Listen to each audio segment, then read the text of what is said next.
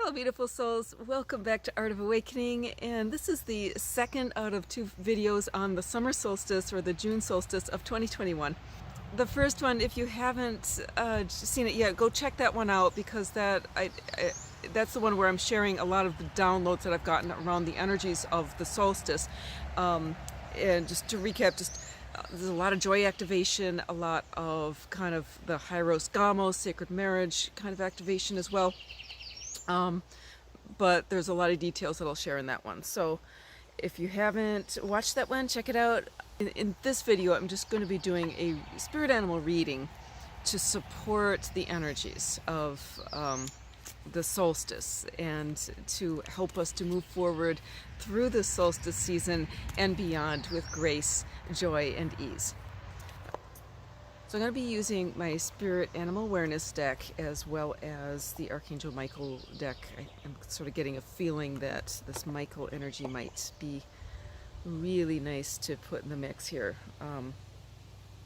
So starting with the animals and just asking for guidance, clarity, but especially for energetic support, what we can do, and asking for practical steps, practical things that we can do to support ourselves through this time, and in a way that really supports our higher selves and stepping forward and creating this beautiful world that we're all bringing into being. So the first card, okay, this is beautiful. This is Hummingbird, and if you've watched my last couple videos, you know that it is all about joy. This solstice is, it's a joy activation, and my latest video talks a little bit more about that. But let's find out about, if we can tune into Hummingbird spirit and feel into, how can we actively bring joy? Because in my last video I talked about that joy is an active practice, right? And not just something passive that happens to you. We can actively bring in that energy of joy. And the thing I'm really like, strong boundaries is the one that's really coming up really, really strong. Is Hummingbird, as small as it is, it's really a fierce little animal, and it is very territorial, okay? So this is really about being fiercely protective of your truth, being fiercely protective of, your space, your body, whatever it is that you need to really feel strong, whole, and grounded, okay? This is drawing the lines and not allowing those lines to be transgressed, okay? And it means sticking up for yourself. It's a lot of kind of the solar plexus kind of stuff. But I'd say, doing so in the spirit of joy, right? And because it's so easy when we're trying to protect our boundaries to get into this kind of, whoa, grumpy mode. But Hummingbird just kind of, it swoops in, it does what it needs to do, but then it goes back to the flowers, right? And so it's really this super, super high vibration, animal. I think it is really about that, being very mindful of your vibration and whatever it is that you have to do, even if it's something, like defending your right to exist, your right to, your sovereign right to be free. That's a serious thing, but Hummingbird asks us to do it in a way that's really high vibe, that's not like getting angry, that's just really kind of holding your ground and still being open to joy, being open to the spirit of play, all that stuff. Let's see, let's ask for another couple animals to come forward and support. How can we make this easy? And this is the animal that's coming up. This is Spider. Spider is this ultimate creative animal. Okay, so it's a reminder that we are creating our own reality, right? And sometimes it takes a lot of patience. Spider doesn't just wave a wand and the web is done. She spins it strand by strand by strand. Sometimes these strands get broken. And she doesn't get angry, she doesn't get upset. Sometimes she'll go retreat for a little bit, and then she'll come back and just start building again. So looking forward over the next few months, over the next few years, this may be a process of 2 steps forward, 1 step back. And so Spider reminds us to stay very just peaceful throughout that process. And so if you're having some of those feelings of every time I take a step forward, it gets quashed, whatever, just kind of keep Spider in mind that she does eventually,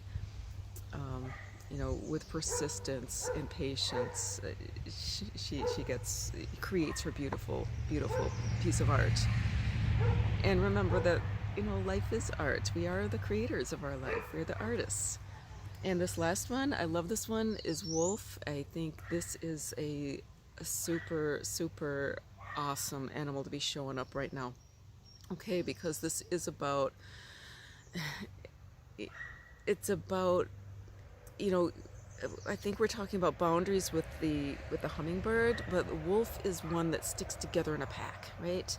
And it understands that when we're together, when we're working together as a collective, it's a lot stronger than trying to go it alone. Okay, so this is recognizing that that we're not alone, that we not only have our spirit guides, we have each other as soul brothers and sisters.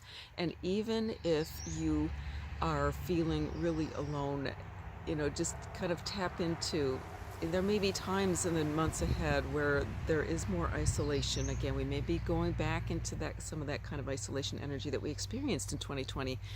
Even if you do find yourself isolated, maybe there's internet, disconnections, something like that, just being aware that, we are a soul tribe, that we're all working together collectively, working together collectively with each other, with Mother Earth, with Gaia, with our angels, with our guides, with what, it's a whole huge collective, okay? And this is something that we are holding space for, right?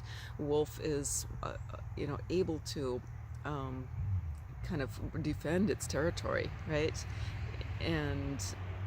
But it does so collectively, and so that it's like each little individual, it's not all on anybody.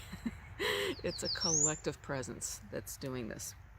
And then finally, let's pull a Michael card and bring in some angelic support. Like, we can do this. We can do this. We do it together. And it's also, I guess, one more thing about Wolf. It's this energy of the elders, right? The Wolf has that in spades. It's the blue ray energy of really holding onto your truth and defenders of truth, really feeling that truth. That's big with Wolf. Okay.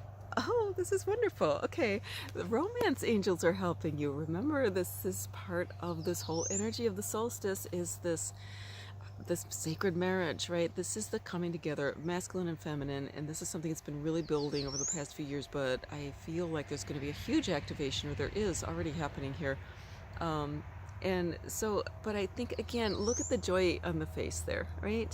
And this is not just about romantic relationships. It's about falling in love with yourself, falling in love with the divine within yourself, the divine within the world, and using, really tuning into that wonderful energy of love, the romance of life that's within you. I think that's such a beautiful, supportive energy, and I love this.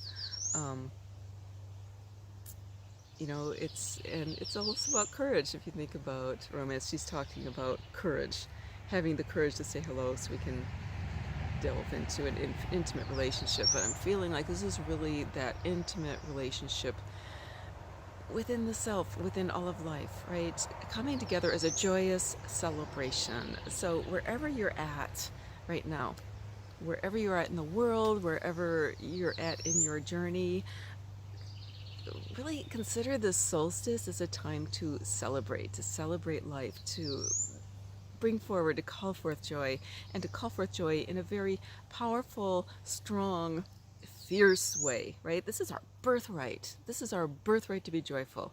And you are, you're here for a reason. You're here as a celebration of life. We all are. And together we can, you know, everything that you're doing, every little thing that you're doing to raise your own vibration is assisting in raising the vibration collectively for all of us. So thank you for all you're doing. If you enjoyed this reading and if you'd like weekly updates and or readings, do check out my my Patreon account. The link to that is below. Would love to see you there. Otherwise, just have a great solstice, and we'll see you again soon.